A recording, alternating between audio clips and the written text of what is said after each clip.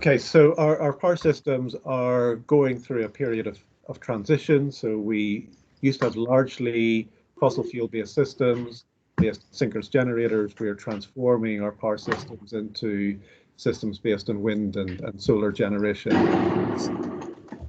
and hence non-synchronous generation. Can you jump to the next slide, please?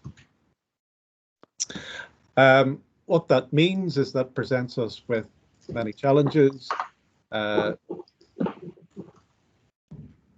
obvious challenges are in terms of obviously renewables. So we're adding lots of wind and PV to the system. The wind and PV is variable, uncertain. It's non-synchronous in nature. It has a marginal cost of 0, which has influences on energy markets. But there are also many other things happening at the same time that we need to think about. So we're trying to decarbonize our power systems. So we are electrifying heat sectors, we're electrifying transport sectors. We're also seeing an ongoing increase in demand. We're seeing the rollout of smart metering technology or smart grid technology, so it allows us greater monitoring capability, greater control capability across our system. We're seeing new technologies coming to the fore, such as batteries and other forms of storage. And we're also seeing more interconnection across our system.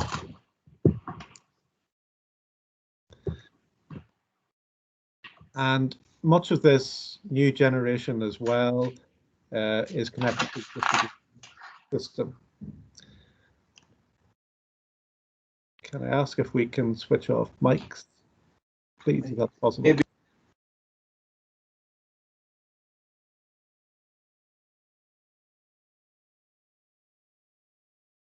Okay, so if we jump to the next slide. So if we look at our power system looking forward, as I say, variability and uncertainty is going to grow with more wind and PV on the system. This will lead to new system support service requirements. So we need things to happen faster. We're losing the natural inertia from our system, so we need new reserve products. We need new ramping products to cope with forecast errors for wind and solar over the period of hours. And we're also losing voltage support from the system from our traditional synchronous generators. Those conventional generation plant that remain online, they will probably have to ramp up and down more often, so they will experience more cycling. And we're losing synchronous inertia, we're losing synchronous torque, and the question is, can we operate our power system under those conditions? Given that we're adding lots of renewables to our power system, it's relatively easy and relatively quick to do that. What is more difficult to do is actually to build the network at the same time. So what that can mean in the short term is that we might build wind farms or build solar farms, but we don't actually have the full network capacity to exploit that. So it can mean that we have short-term renewables curtailment. It can mean that we put in sort of system fixes. So we might put in local battery storage or energy storage to cope with that curtailment. But generally, we're looking at greater utilization of our network and essentially our power system network transforming from a traditional passive network to something that is a lot more active in nature, where we can actually attempt to control power flows around the network by using active devices. And other things that we need to think about is that if our power system does collapse, can we restore that power system? Can we cope with a black start event, given that our future power system is going to be dominated a lot more by renewables? So the next slide. Not all countries are at the same state of play. So this is sort of a graph from IRENA sort of showing a 2030 scenario and looking at their ambition for renewables. And you can see that on the right-hand side, countries such as Ireland and Denmark are sort of falling off the right-hand edge of the figure in terms of their ambition, in terms of the high-level renewables that they're looking at and the operational challenges that that presents. And over the course of the next few days, you will hear a lot about those challenges in Ireland and Denmark and many other places around the world. So the next slide. And just to illustrate some of the very basic problems that systems face. So the Irish system is looking currently at 70% renewables by 2030. At the moment, it has a stability limit of 75% from non-synchronous sources. So that is wind, PV, HVDC interconnectors. So if we click, we can see that sort of 75% wind and PV share in a 2030 scenario occurs about 50% of the time. So we're saying that in 2030, for 50% of the time, you actually have too much wind and PV that you can cope with. So what do you do? Do you dump it? Do you store it? What can you do? If we click again, if we then look at 100% scenarios, so let's say we can operate our power system with just wind and PV, so only non-synchronous generation. We've removed all of the synchronous generation plant.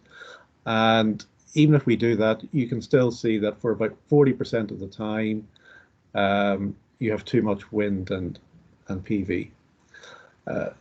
Denmark already faces this situation, but unlike Ireland, Denmark is well interconnected with the rest of Europe in terms of connections with Germany and sort of the Nordic system. Ireland, being an island, faces additional challenges in that it has limited interconnection. And you can see in this graph, and it's the same with Denmark and other systems, that there will be times when the wind and PV resource is perhaps 2 or 3 times as much as the local demand. Of course, we also face the other extreme at the left-hand edge of the graph, that there may be times when it isn't windy, when PV is low as well, and you don't actually have enough instantaneous wind and PV to meet the demand. So how do you cope with those times as well? So the typical winter evening when everybody is inside with their heating on and it's dark outside, how do you cope with those situations if you're relying on wind and PV? So the next slide. So we also have to think about the stability challenges. So very broadly, they can be split into keeping the frequency within range. So in Europe, we're keeping it within sort of close to 50 hertz. And then we also want to keep the voltage within nominal range as well. And that leads us to be concerned about various sorts of scenarios, from generators tripping to faults on our network to lightning strikes, and even simple things such as switching out lines and being able to ensure that our system is robust across all disturbances. So these stability considerations lead us into identifying various scarcities for future systems. If we jump to the next slide. And these sort of scarcities or system services are things that all systems need.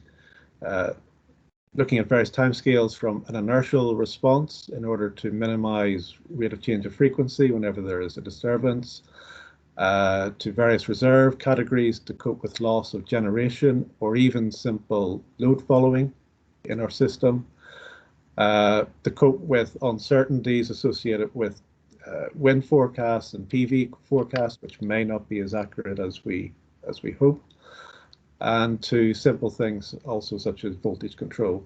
So traditionally this has been a steady state issue, but increasingly we want dynamic reactive power capability, and also increasingly we want the ability to address congestion management, given that wind and PV generation may appear much quicker than we are able to develop the network.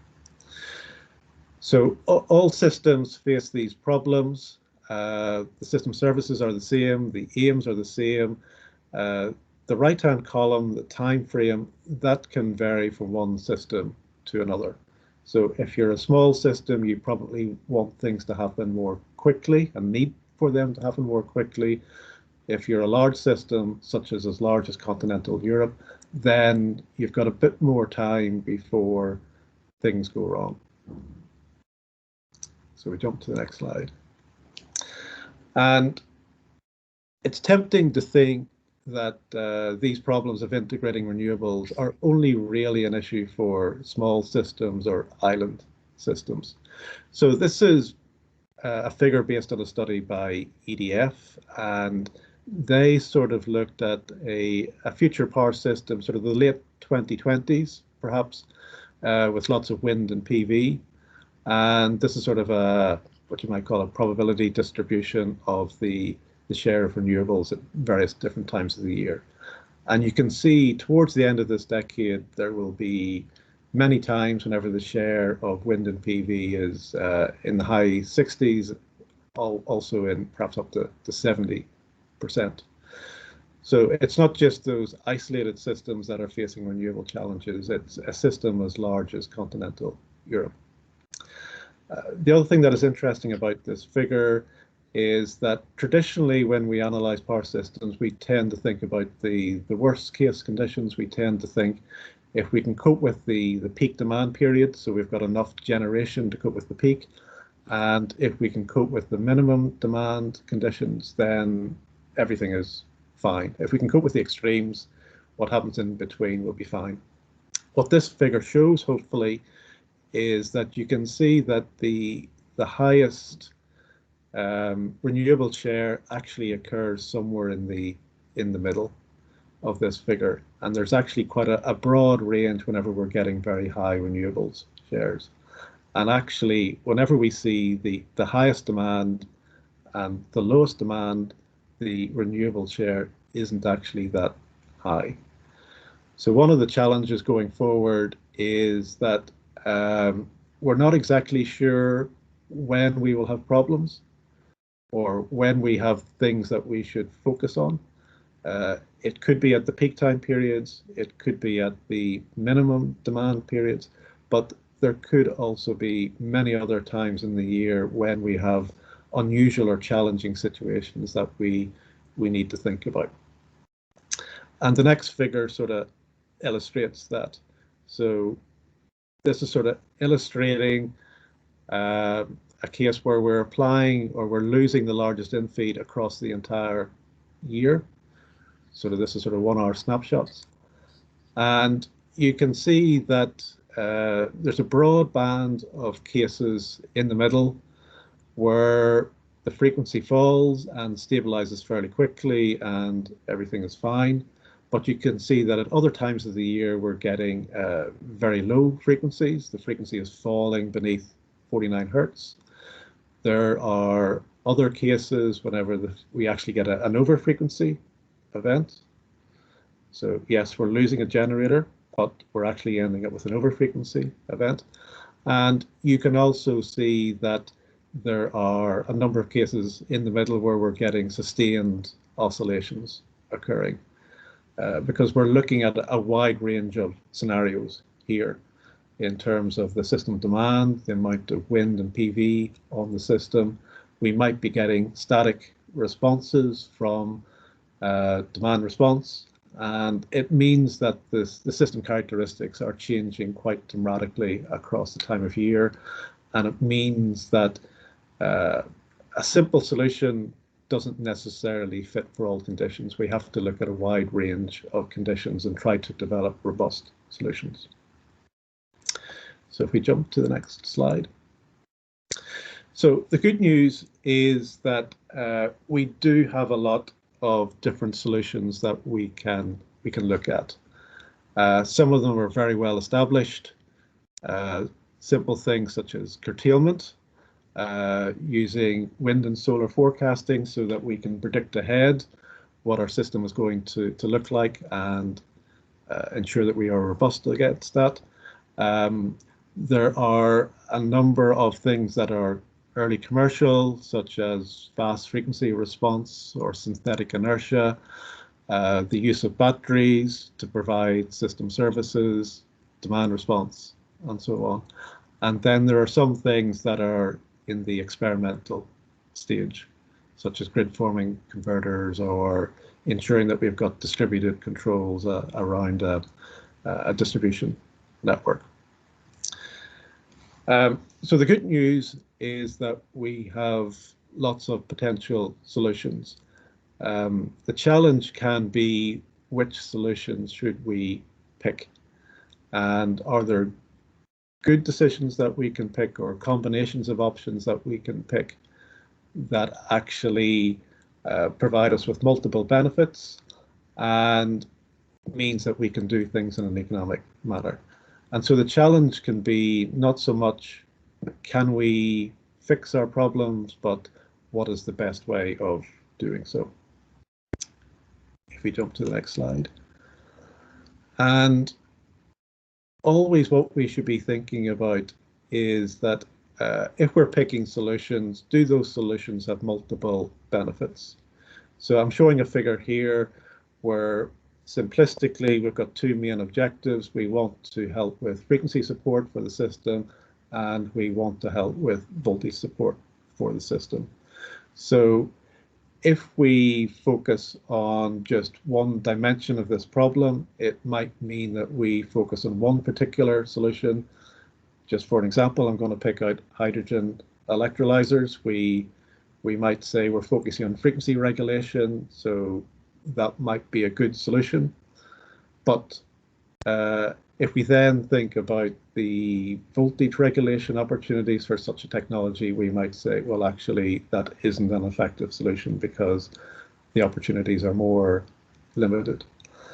We also have to think about not just the technical capabilities, but also cost. So are hydrogen electrolyzers a cost-effective solution? If we ask that question today, the answer is going to be no. But if we ask that question looking ahead for 5 years' time, 10 years' time, 15 years' time, will we still say no, or is it likely that we will give a different answer? So from a system operator's perspective, the most important thing is that we do not choose winners. We should be agnostic. So we should let everyone that wants to present their solution, give them the opportunity to implement their solution for the benefit of the power system and let the best solutions win. What we shouldn't do is sort of pre-decide that we think that, for example, batteries are the best solution, and then we only allow batteries to be added to the system, because batteries might be good for certain applications, but then for other applications, they may be costly and ineffective. So as a system operator, essentially we should let the market decide, and we should let innovation decide what are the best solutions. So if we jump to the next slide. So as a system operator or as a PhD researcher, of course, this makes things more difficult. And what we would like to do in this diagram is essentially to start at the top, at the market planning stage, and we would like to create policies and incentives. And we would like those to lead to innovation so that we've got, for example, wind turbines that have certain frequency control capabilities or voltage control capabilities. And then we integrate those into system scheduling or electricity markets.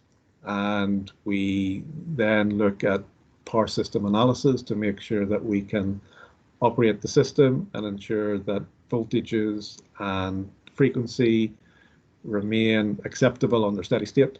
operation. And we also ensure that system stability is maintained, so that we maintain frequency stability, voltage stability, transient stability, and so on. So essentially what we would like is sort of a waterfall here, whereby we start at the top and we end at the bottom and everything works fine. As we go to higher and higher shares of renewables, what we will find, or what we are finding, is that whenever we get to the fourth stage or the fifth stage, we are running into problems. We might be running into, as I say, congestion problems or voltage stability problems. And it then means that essentially we need to go up the waterfall, and we need to think about, are we sending out the correct long-term signals? Do we need to redesign our markets? So looking ahead, for example, if we're adding lots of renewables to the system, renewables have a marginal price of 0. So that means that energy prices are gradually drifting down, which could be argued to be a good thing. But then if you're an investor, why would you invest in a market where the price is continually going downwards? What is the incentive? And if you're a conventional plant, why would you want to hang around in a system where the energy prices are going down and your operational hours are also reducing? So it's a multi-factor problem.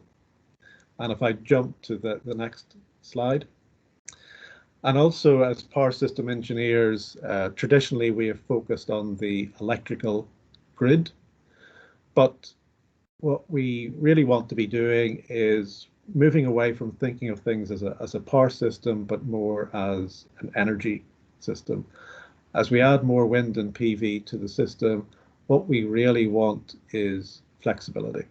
Traditionally, that would have come from conventional fossil fuel generators, but as they're being displaced from the system, we need to look for other sources of flexibility. So that can come from things such as batteries, or it can come from electric vehicles, but it can also come from other sources as well.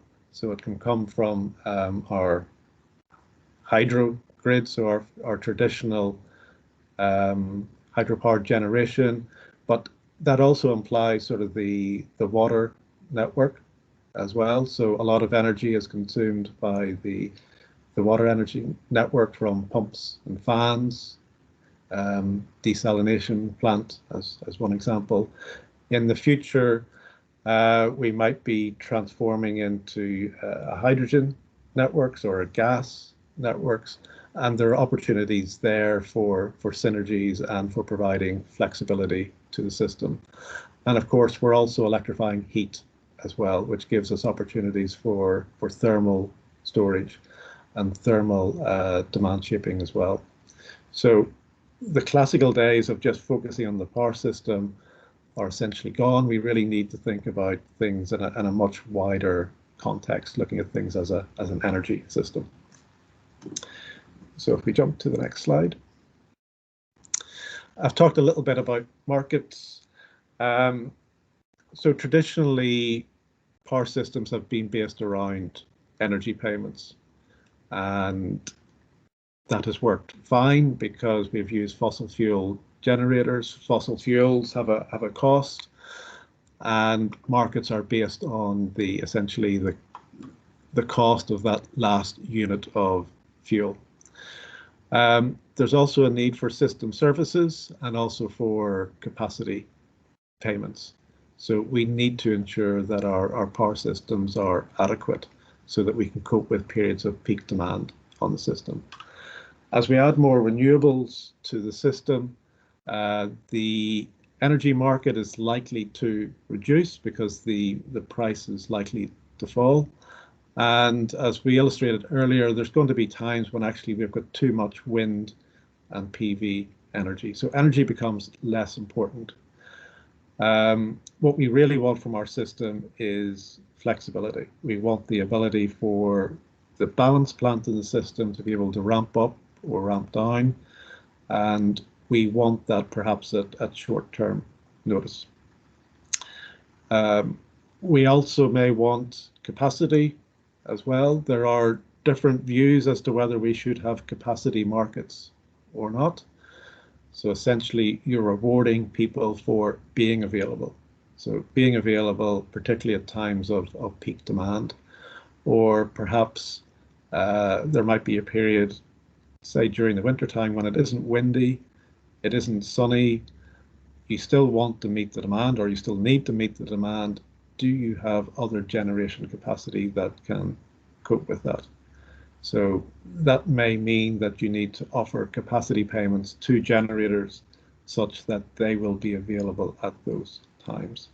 So this is a bit of a transformation of how power systems work. So we're moving away from, as I say, the traditional way of looking at things that we just pay for energy, and everything else is essentially an added bonus, to power systems where the energy payment side could be much reduced. And what we really want to incentivize is generation that is flexible, and also generation is available when we need it. So jumping to the next slide. So in terms of system services, we traditionally have got a lot of things for free without thinking too much about them. So things such as synchronous inertia is something that we've got for free. We haven't paid synchronous generators to provide it, but increasingly people are saying that we must have it going forward. So how do we work in a future system where you've got new generation sources that don't offer things such as synchronous inertia or synchronizing torque? So the way system services have traditionally operated is that there's a minimum criteria which is defined. If you meet that criteria, you're allowed to provide that system service and you get paid for it. If you exceed that minimum criteria, you don't get rewarded for it. Such an approach has worked well for synchronous conventional generation, but is it fit for purpose looking forward? So there are new ways of looking at things. You can create super products. So the idea would be that if your system defines, let's say, 10 services, and if you can provide 4 or 5 of them, then you will get paid more because you can provide a number of services. A typical case here is contingency reserve. So contingency reserve has typically different time frames. So if you can provide sort of the fast service, and you can also provide a short-term service, and you can also provide a medium and long-term service, the suggestion would be that you can get paid more because you can offer continuity of service over a longer time frame, rather than if you can just provide one of those products. The challenge also can be that traditionally we've relied on synchronous generators. So yes, the energy source for those synchronous generators can be different, but the sort of services that all generators can provide is quite similar. As we add wind, PV, batteries to our system, the technologies are different. And it means that not everybody is offering the same type of service or the same type of response. So then this leads to the idea of a supermarket type concept, if you can click ahead. So rather than defining standard products, it might be that if one person is offering, let's say, some carrots, and another person is offering some cabbage, or somebody else is offering some lettuce, how do you equate those different things together? Do you say that 2 carrots is equal to 1 cabbage? Or how do you do that, given that the range of technologies is quite different? And at a simple level, you've got synchronous technologies and non-synchronous technologies. So if we jump to the next slide. So power systems are beginning to introduce new types of products. So in Ireland, for example, they're incentivizing synchronous inertia. So this might seem like a strange thing to do. But really what this system service is doing is encouraging generators to reduce their minimum generation levels. So it's a new way of looking at things. If we jump to the next slide. Many systems are offering a fast frequency response. So as the systems begin to lighten, they want faster responses from generators around the system. If we jump to the next slide. It's tempting to think here that fast frequency response, and there are many people looking at this and looking at obtaining that from wind generation, for example, or batteries as well. But it's important to remember that there are many different ways of providing this service, and they all have their own merits. And as a system operator, you should be open to considering all of these possibilities. And also, whenever it comes to analysis, you shouldn't be pre-picking who do you think is going to win or who you want to win, but you should be open to all possibilities, whether that be from existing generation, improving their capabilities, or whether it's new technologies appearing that might be able to do things better and more efficiently than the existing technologies. If we jump ahead, we are looking at the WinGrid project. So yes, wind can do things such as providing a fast frequency response. And this is just an illustration across a year where the black is sort of the default distribution of the frequency nadir across a year. And if you add a fast frequency response capability to the wind, then you can see that you tend to shift the frequency towards the right. So you're improving the frequency response of the system. If we jump ahead. However, one of the challenges with new technology as opposed to conventional synchronous generation is that there are lots more buttons and knobs that we can play around with. So as a system operator, you have to be very careful how you actually define your system services and have you made them future-proof. So for example, the red curve is, you might say, is the best because it ensures that the frequency after a couple of seconds is limited to 49.6 hertz. But you can then see that the frequency never really recovers. It hovers around 49.6 hertz. The blue case, the frequency falls further, which you might say is worse, but at the same time, the frequency recovers much better. It covers to above 49.8 hertz after a number of seconds. So how you define your services and how you define a scenario whenever you've got lots of devices providing these services can be critical, whether you're actually making things better or whether you're making things worse. So if we jump ahead to the next slide, and this is just the results. So in the red case, you're giving a very large response initially, but then there's a large energy recovery. The blue case, you're giving a much smaller response, but the frequency recovers much better. But if you're sending signals out to developers that you get paid depending on the magnitude of your service or how big the response is, then you might incentivize the red case over the blue case. If we jump ahead. So it's also important to remember when talking about renewables that we're not just focusing on active power, we also have to think about the reactive power side of things as well. Traditionally, that role has been the preserve of the transmission system operators and the distribution system operators. But looking forward, yes, they will still retain those roles, but they may not be in control of all of these devices.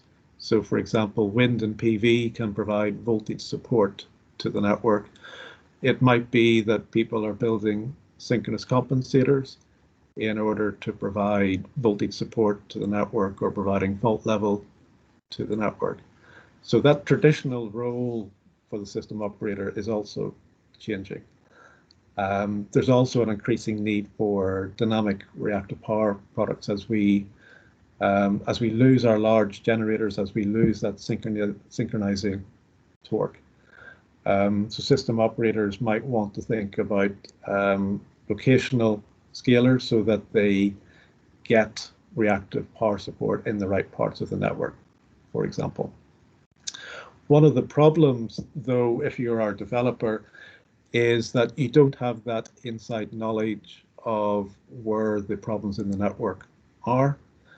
So what some system operators are doing is essentially releasing heat maps where they can actually tell people these are the areas where we see our network is constrained. These are the parts of the network where we're seeing voltage problems. So it's giving input to developers that they can actually say, yes, at least I know where the problems are and I can think about proposing solutions.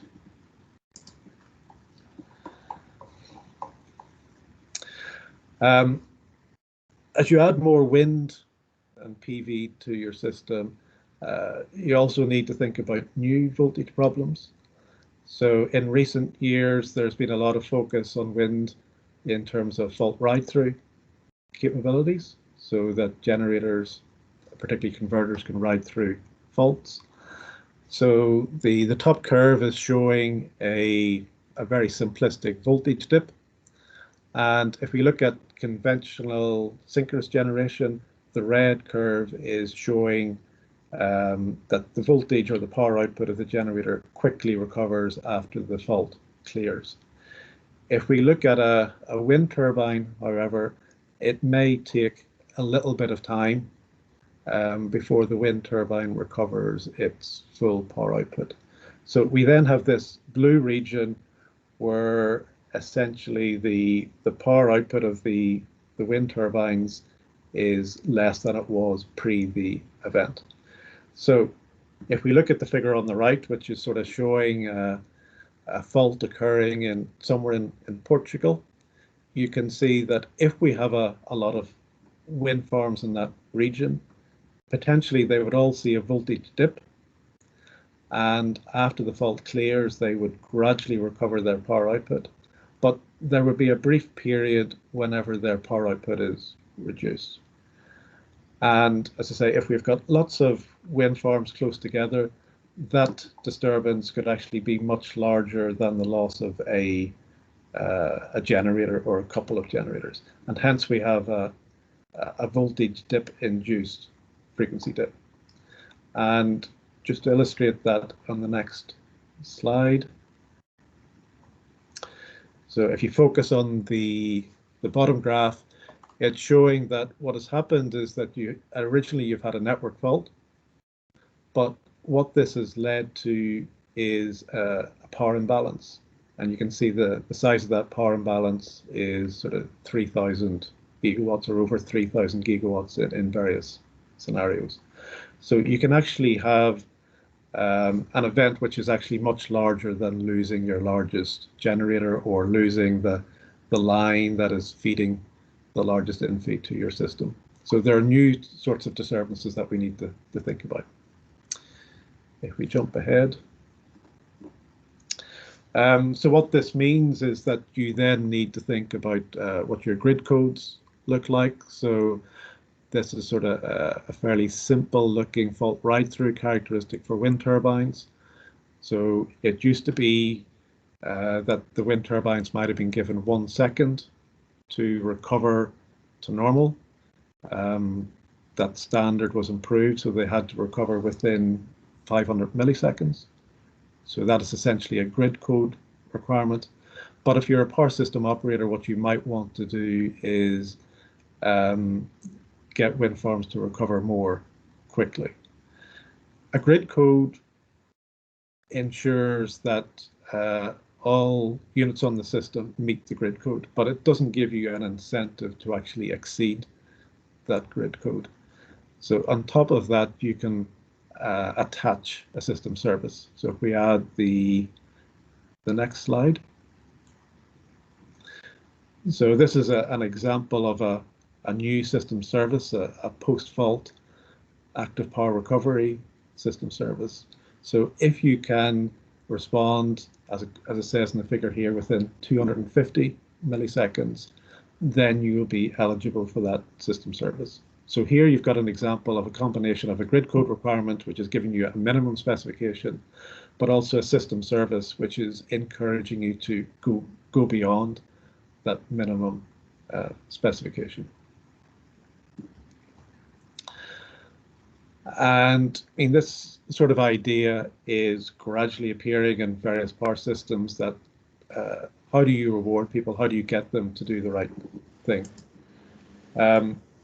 So what you want to reward them for is things such as reliability of service, speed of response, dynamic response.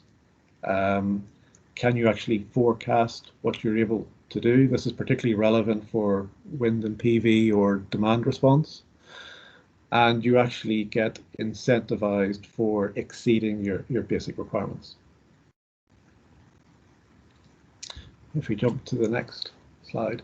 So the last thing that I want to briefly talk about is that as we add more wind and PV to the system, and as we displace our conventional synchronous generation and move towards non-synchronous generation, we're gradually getting closer and closer to the idea of a power system which is 100% based on power electronics.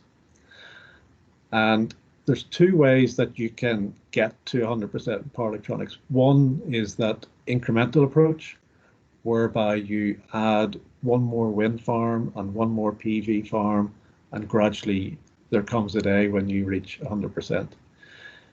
The other way that this can happen is that there is an event on the system. If we jump to the next slide. And this is an example from 2006 where I won't go into the details, but essentially the continental grid split into 3 separate grids, each with their own system frequency. And because it was 2006, there wasn't too much wind or too much PV on the system. But the concern is, what if something like that happened again? What if it happened in the wrong place? So if it happened in, let's say, the border between Spain and France, where you've got a lot of wind and PV generation in Spain and Portugal, and you could actually have a power system or a sub-power system with an extremely high share of renewables instantaneously. Could you actually cope with that? And as I say, there was a blackout in 2006. There was a more recent blackout earlier this year in January 2021. So the possibility of system blackout as accelerating you towards that 100% power electronics scenario is always on the horizon, and can you actually cope with that? So if you jump to the next slide. So this is where the idea of grid forming converters has very much come to the fore. So existing converters are almost all grid following. So they rely essentially on synchronous generators in the system, and then they follow the behavior, or wind and PV follow the behavior of those synchronous generators using a phase lock loop. The question then arises as we displace those synchronous generators. If we click ahead, so if we have a system like this, so we've just got wind and PV. If we have removed the synchronous generators, then what do the wind and PV follow? And this is where the idea of grid forming converters comes to play. If we click ahead. And again, yeah, so there's a question. Grid forming is an emerging technology, but how important is it? How many of future generation needs to be grid forming? Is it some of them? Is it many of them? How do we distribute them across the system? So if we jump ahead to the next slide. So it introduces various questions in terms of we were losing rotational inertia. It's something that we've taken for granted. Can we cope without rotational inertia? What about voltage support? What about fault contribution, given that the overcurrent capability of existing converters is quite limited? We have relied on the idea of a system frequency as being a global signal that allows us to balance the system. So what will we do going forward? Ideally, what we would like to do is operate our systems using local controls, which is what we've done at present. We measure the frequency locally, we measure the voltage locally, and for real-time applications, we are using local information. Can we keep on doing that? If we're operating in a so-called 100% state with just converters, do we need new operational rules, or can we use the existing ways that we operate our system to cope with that? Do we need new system services, whatever they may be? And can we achieve this without smart grid communications? So a smart grid communications approach might say that we are able to communicate in real time with all devices in the system. That works very well, but what happens if our smart grid network collapses or fails for some reason? What do we fall back on? And of course, if we're relying on 100% converted base grid, just wind and solar, then the question of system adequacy arises again. What do we do if it's not windy? What do we do if it's not sunny? PV is very good during the day, not so good at nighttime. So how do we cope with all hours of the day, all days of the year? So if we jump to the next slide. So this is just showing some high-level analysis. Look at the Ireland system to look at what percentage of generation you might want to be grid forming. So the blue circles are showing the major load centres in Ireland, mostly on the eastern coast. And this is just showing where you might want grid forming converters or grid following converters around the system. And what you find is that roughly a third of those converters would need to be grid forming in order to maintain the stability of the system. But then it also depends on where exactly those converters are located in the system. And you need to remember that for somewhere like Ireland, that a lot of the wind generation will actually be on the western side of the island. A lot of the PV will be on the southern side of the island. So there are additional complications that come into play. If we jump ahead to the next slide. So grid forming is perhaps a solution for the future, but there are many questions that surround it. How exactly do you define grid forming? It's easy to say conceptually what you want it to do, but how do you define it? And for example, does that include the ability to black start your system? So do you actually have a broader definition of grid forming rather than the simple ability to form the grid, so to speak? There are also questions in terms of, is grid forming something that should be an option or is it a requirement? Would it be a case that we are choosing winners if we go down the grid forming route? Or should we leave it to the market to decide if it wants grid forming or not? So for example, synchronous condensers can offer many of the advantages of grid forming technologies. So should we decide that grid forming is a winner and exclude synchronous condensers, or should we allow synchronous condensers to play an important role in future systems? And we also have similar questions in terms of who answers these questions. Is it the system operator who has a responsibility to maintain the reliability and robustness of the system?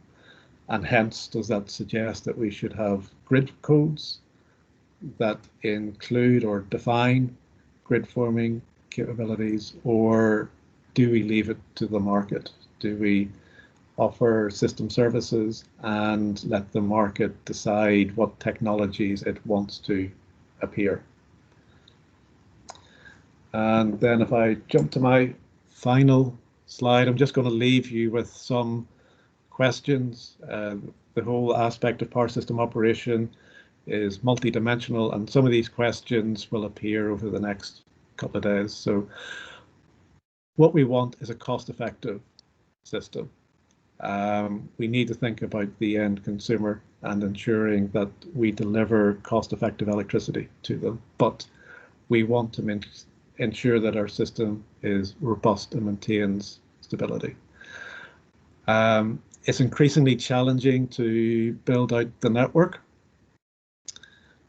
And so can we add new renewables generation? Can we cope with new demand growth? But at the same time, can we avoid building new network? We're seeing increasing electrification of heat and transport. We're seeing people putting PV panels on their roofs. So how do we cope with that? And how do we ensure that our system remains adequate? How do we cope with the peak periods of demand to ensure that we can always meet supply needs? And as we go to higher and higher shares of renewables, we need to think about things such as seasonal storage. There may be periods of several days when we don't actually have enough wind and PV on our system to meet the demand. So how do we cope with that? And then if I just end with a provocative question, perhaps, is that traditionally the way that we have made decisions is based on economics. We have looked at the least cost decisions and compared options based on the cost of the technologies. But given that we're facing a climate crisis, perhaps we should change our focus. Perhaps we should say, does this solution help to reduce CO2 emissions? And perhaps that should be our objective. And if the answer to that question is yes, it does reduce CO2 emissions, but it's more expensive, then perhaps that is something that we have to deal with, and that CO2 emissions should actually be our priority. So I think with that, I will stop